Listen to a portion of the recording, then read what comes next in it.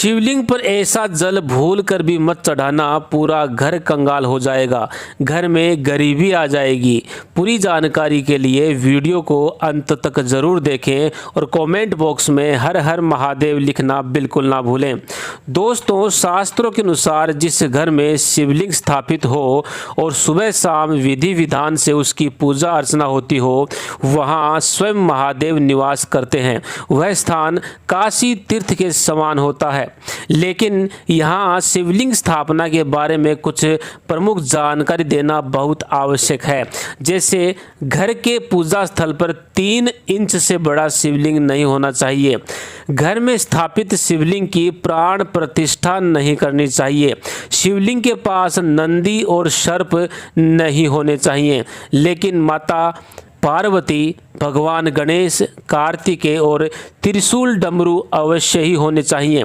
घर में स्फटिक या फिर पारद शिवलिंग उत्तम होते हैं। अगर आप अपने घर में शिवलिंग स्थापित करना चाहते हैं तो रोज सुबह शाम नियम से शिवलिंग की पूजा अर्चना करना अनिवार्य होगा और साथ ही शिवलिंग पर जल से अभिषेक करना भी अनिवार्य होगा।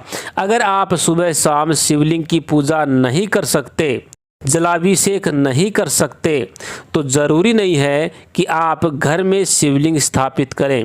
आप पास के किसी शिव मंदिर में जाकर के भी शिवलिंग की पूजा कर सकते हैं। सोमवार का दिन भगवान शिव का दिन है।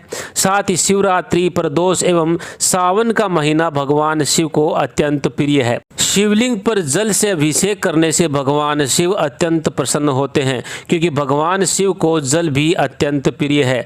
तभी सावन का महीना भगवान शिव से जुड़ा हुआ है, क्योंकि सावन के महीने में नदियाँ और तालाब सब भरे हुए होते हैं, कहीं कोई पानी की कमी नहीं होती। ऐसा नहीं है कि सिर्फ सावन के महीने में ही हमें शिवलिंग का अभिषेक करना है।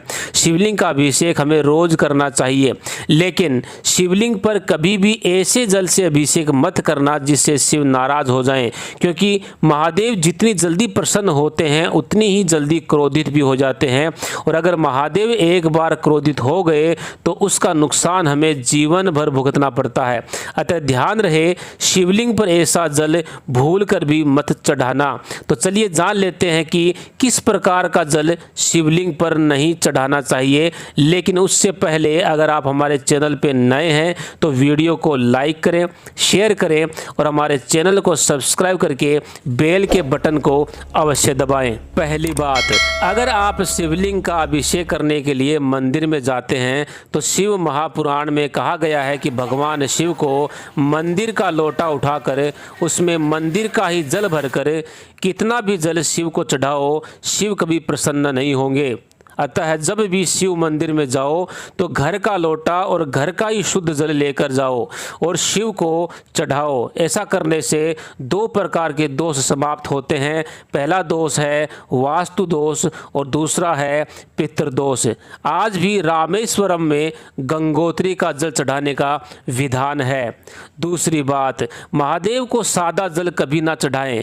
घर के शुद्ध जल में थोड़ा पवित्र नदियों का जल अवश्य मिलाएं, जैसे नर्मदा और गंगा जल शिव को अत्यंत प्रिय हैं। तीसरी बात, शिवलिंग पर कभी भी गंदा या अशुद्ध जल नहीं चढ़ाना चाहिए। हमेशा साफ और शुद्ध जल का ही प्रयोग करें। सीधे शब्दों में कहूँ तो जो जल पीने लायक ना हो उस जल को शिवलिंग पर ना चढ़ाएं।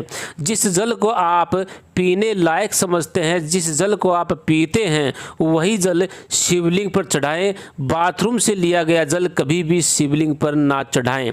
चौथी बात, शिवलिंग पर जल तांबे के लोटे से अर्पित कर सकते हैं, लेकिन अगर जल में आप थोड़ा सा भी दूध या अन्य कोई वस्तु मिलाते हैं तो पीतल के लोटे का प्रयोग करें। साथ ही शिवलिंग पर कभी भी गर्म किया हुआ दूध अर्पित ना करें। गाय का कच्चा दूध ही शिवलिंग पर चढ़ाना चाहिए। 5वीं बात, कुंवारी कन्या शिवलिंग को ना छुए। रजस्वला स्त्री की परछाई भी शिवलिंग पर नहीं पड़नी चाहिए। बगैर नहाए धोए, बगैर शुद्ध हुए शिवलिंग के पास भी नहीं जाना चाहिए। जब भी किसी मंदिर में जाओ तो नंगे पैर जाएं। चप्पल और जूते मंदिर से बाहर ही निकाल दें। किसी भी मंदिर के अंदर मांस मदिरा का सेवन करके बिल्कुल भी ना जाएं। छठवीं बात, शिवलिंग पर अभिषेक करने के लिए वैसे तो प्राय लोटे का प्रयोग किया जाता है, लेकिन अगर शिवलिंग का अभिषेक गोमुखी यानी कि श्रृंगी द्वारा किया जाए तो शिव अत्यंत प्रसन्न होते हैं।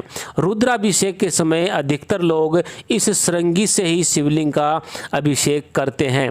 सातवीं बात, शिव पूजा में शंख, तुलसी, हल्दी, कुमकुम और केतकी के फूलों का उपयोग बिल्कुल भी नहीं करना चाहिए और साथ ही नारियल पानी से भी शिवलिंग पर अभिषेक नहीं करना चाहिए। शिवलिंग की आधी परिक्रमा ही लगाई जाती है, इसका भी ध्यान रखें। आठवीं बात, दोस्तों वैसे तो महादेव को जल अत्यंत प्रिय है, लेकिन शिव पुराण में कहा गया है कि जल के साथ साथ दूध, दही, घी, शहद, फलों का रस आदि से भी महादेव का अभिषेक करना चाहिए। अलग अलग वस्तुओं से अभिषेक करने से अलग अलग मनोकामनाओं की पूर्ति होती है, लेकिन ध्यान रहे जिस भी वस्तु से आप शिव का अभिषेक कर रहे हैं वह वस्तु दूषित या गंदी नहीं होनी चाहिए। उस वस्तु में पवित्र नदियों का जल अवश्य मिलाएं। तो दोस्तों जानकारी कैसी लगी कमेंट के माध्यम से अवश्य बताइएगा। वीडियो को लाइक करें, शेयर करें, हमारे चैनल को सब्सक्राइब करके बेल के बटन को अवश्य दबाएं। धन्यवाद।